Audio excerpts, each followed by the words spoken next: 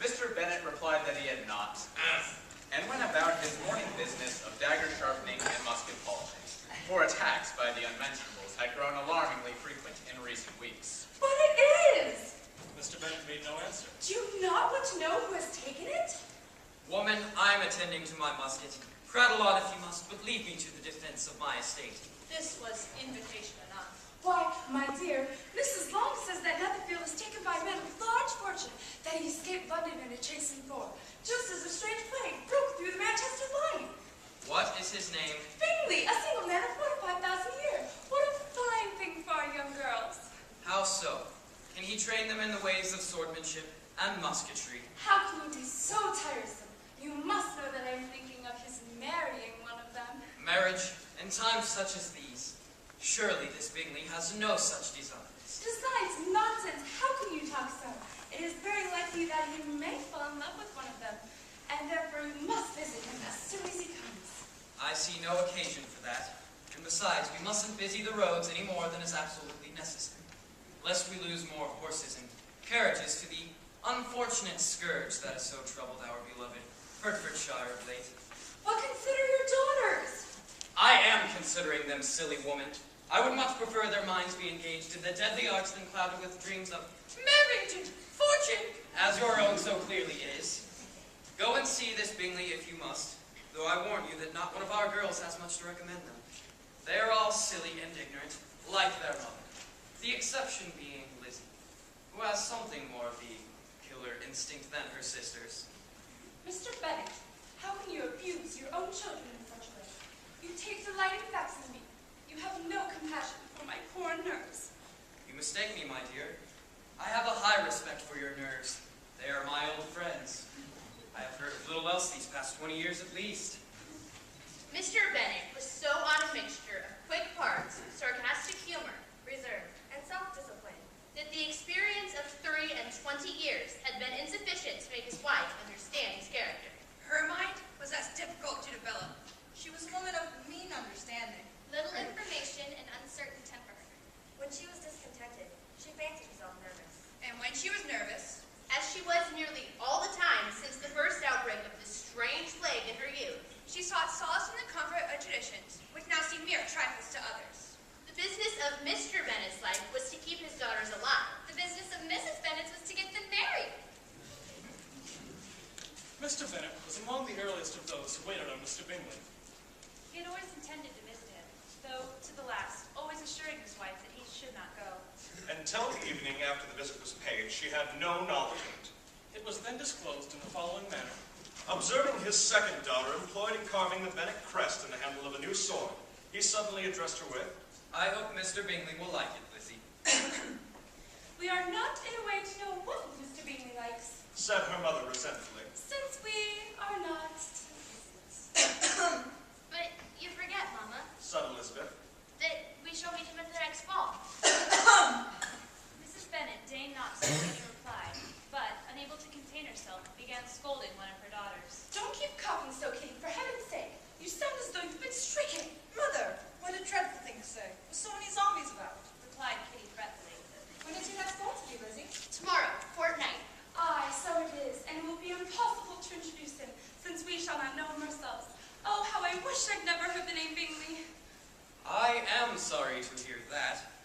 If I had known as much this morning, I certainly would not have called on him. It is very unlucky, but as I have actually paid the visit, we cannot escape the acquaintance now. The astonishment of the ladies was just what he had wished. That of Mrs. Bennet, perhaps surpassing the rest. Though when the first tumult of joy was over, she began to declare that it was what she had expected all the while. How good it was in you, my dear Mr. Bennet. But I know I should persuade you at last. I was sure you loved your girls too well to neglect such an acquaintance. Well, how pleased I am. And it is such a good joke, too, that you should have gone this morning and never said a word about it till now. Do not mistake my indulgence for relaxation in discipline. The girls shall continue their training as ever, Bingley or no Bingley. Of course, of course. They shall be exactly as they are to. Now, Kitty, you may cough as much as you choose. Said Mr. Bennet, and as he spoke, he left the room, fatigued with the raptures of his wife. What an excellent father you have, girls. said she when the door was shut. Such joys are scarce since the good Lord saw fit to shut the gates of hell and doom the dead to walk among us. Lydia, my love, though you are the youngest, I dare say Mr. Bingley will dance with you at the next ball. Oh, I am not afraid, for though I am the youngest, I'm also the most proficient in the art of tempting the other sex. The rest of the evening was spent in conjecturing how soon Mr. Bingley would return Mr. Bennet's visit, and determining when they should ask him to dinner. Not all that Mrs. Bennet, however, with the assistance of her 5 daughters, could ask on the subject, was sufficient to draw from her husband any satisfactory description of Mr. Bingley. They attacked him in various ways. With barefaced questions. Ingenious suppositions and distant surmises. But he eluded the skill of them all. And they were at last obliged to accept the second-hand intelligence of their neighbor, Lady Lucas. Her report was highly favorable. Sir William had been delighted with him. He was quite young. Wonderfully handsome. And To crown the whole, he meant to be at the next ball with a large party. nothing could be more delightful. If I can see but one of my daughters happily settled at Netherfield, Said Mrs. Bennet to her husband. and all the others equally well married, I shall have nothing to wish for. And if I can see all 5 of them survive England's present difficulties, then neither shall I. In a few days, Mr. Bingley returned Mr. Bennet's visit and sat about 10 minutes with him in his library. He had entertained hopes of being admitted to a sight of the young ladies, Of whose beauty and fighting skill he had heard much. but he saw only the father. The ladies were somewhat unfortunate, for they had the advantage of ascertaining from an upper window That he wore a blue coat. rode a black horse. And carried a French carbine rifle upon his back. Quite an exotic weapon for an Englishman. However, from his clumsy wielding of it, Elizabeth was quite certain that he had little training in musketry or any of the deadly arts. An invitation to dinner was soon afterwards dispatched, and already had Mrs. Bennet and the horses that were to do credit to her housekeeping, when an answer arrived which deferred it all. Mr. Bingley was obliged to be in town the following day, and consequently, unable to accept the honor of their invitation, etc. Mrs. Bennet was quite disconcerted. She could not imagine what business he could have in town so soon after his arrival in Hertfordshire. Lady Lucas quieted her fears a little by starting the idea of his being gone to London, only to retrieve a large party for the ball. And a report soon followed, and Mr. Bingley was to bring 12 ladies and 7 gentlemen with him to the assembly. The girls grieved over such a number of ladies, but were comforted by hearing that instead of 12, he brought only 6 with him from London, his 5 sisters and a cousin. And when the party entered the ball, it consisted of only 5 altogether. Mr. Bingley, his 2 sisters, the husband of an eldest, and another young man. Mr. Bingley was good-looking and gentlemanlike. He had a pleasant countenance and easy, unaffected manners. His sisters were fine women with an air of decided fashion, but little in the way of conduct. His brother-in-law, Mr. Hurst, merely looked the gentleman, but his friend, Mr. Darcy. soon drew the attention of the room by his fine, tall person, handsome features, noble mien, And the report, which was in general circulation within 5 minutes after his entrance, of his having slaughtered more than 1,000 unmentionables since the fall of Cambridge. The gentleman pronounced him to be a fine figure of a man. The ladies declared he was much handsomer than Mr. Bingley. And he was looked at with great admiration. Until his manners gave a disgust, which turned the tide of his popularity. For he was discovered to be proud. To be above his company, and above being pleased. Mr. Bingley is acquainted with all the principal people in the room. He was lively and unreserved. Danced every dance. Was angry that the ball closed so early, and talked of giving one himself at Netherfield.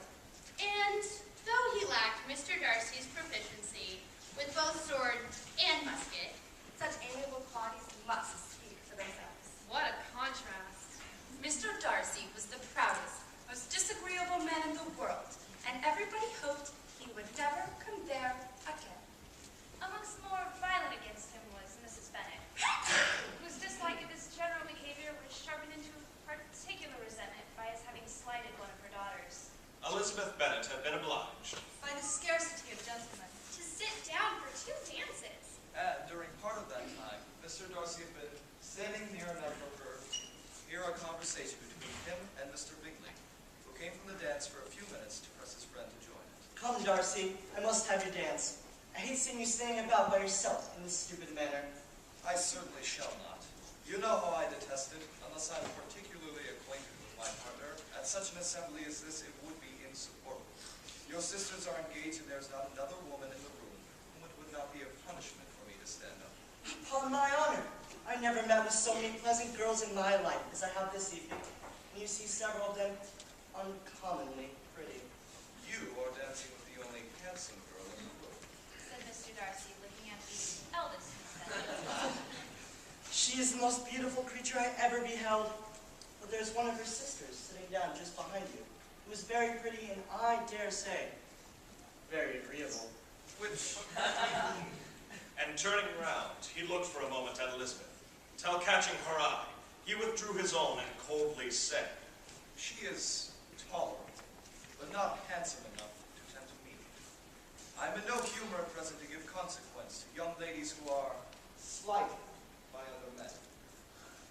As Mr. Darcy walked off, Elizabeth felt her blood turn cold. She had never in her life been so insulted. The warrior code demanded she avenge her honor. Elizabeth reached down to her ankle, taking care not to draw attention.